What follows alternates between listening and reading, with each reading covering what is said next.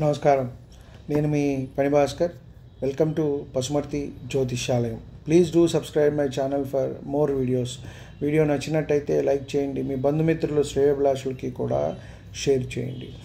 ఈ వీడియోలో మనము శృంగేరి పీఠాన్ని విశిష్టత గురించి తెలుసుకునే ప్రయత్నం చేద్దాం. దాని గురించి మనం ఎంత చెప్పుకున్నా మనకి తక్కువే. ఎందుకంటే శంకర భగవత్పాదుల వారు మనకి 4 పీఠాలని మనకి ప్రతిష్ఠించడం జరిగింది. అందులో శృంగేరిలో ఈ పీఠాన్ని ఒక విశిష్టత ఏమిటయ్యా అంటే, ఇక్కడ శంకరాచార్యుల వారు అటుగా వెళ్తున్నప్పుడు భారతదేశం మొత్తం కూడా ఆయన పాదయాత్ర చేయటం జరిగింది. చేసి మనకి 4 పీఠాలని కూడా పెట్టడం జరిగింది.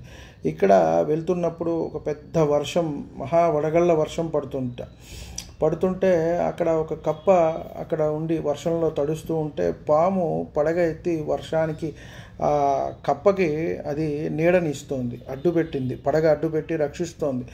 కాబట్టి అది చూసి ఇది చాలా గొప్ప ప్రదేశము, మహిమాన్వితమైన ప్రదేశము అని చెప్పని స్వామివారు భావించి అక్కడ శారదా పీఠాన్ని మనకి శృంగేరిలో ప్రతిష్ఠించడం జరిగింది.